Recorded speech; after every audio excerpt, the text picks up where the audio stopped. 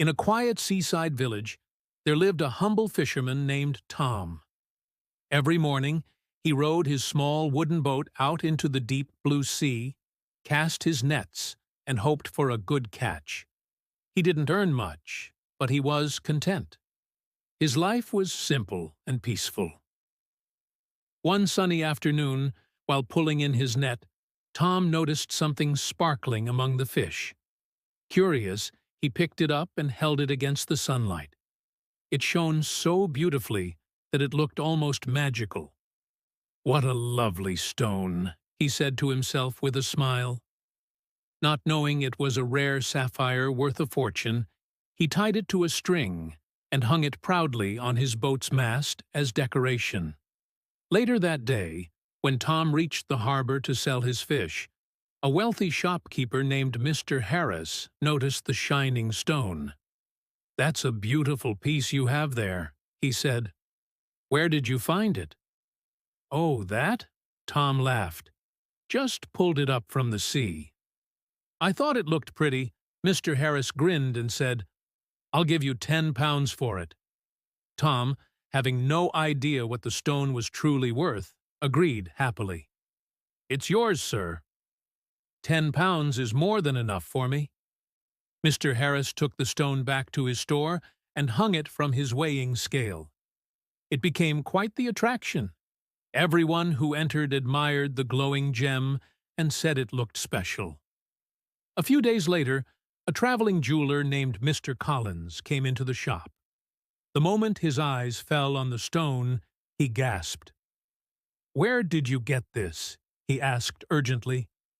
"It's just a shiny trinket I bought from a fisherman for 10 pounds, Mr. Harris replied casually. Mr. Collins chuckled. "A trinket? My dear man, this is a rare sapphire. It's easily worth thousands." Harris's eyes widened. "Thousands? Would you like to buy it then?" "I can give you 12 pounds, said Mr. Collins, smirking. "That's fair enough, right?" But Harris shook his head. "No, not less than 15. Mr. Collins frowned. "Fine. I'll come back tomorrow." And with that, he left, planning to bargain a better deal later. That evening, as luck would have it, another jeweler named Mr. Bennett stopped by the same shop on his way to the city. The moment he saw the sapphire, he was mesmerized. Without hesitation, he said, "I'll pay 15 pounds for that stone right now." Mr. Harris smiled and quickly agreed, happy to make a small profit. The next morning, Mr. Collins returned to the shop and noticed the stone was gone.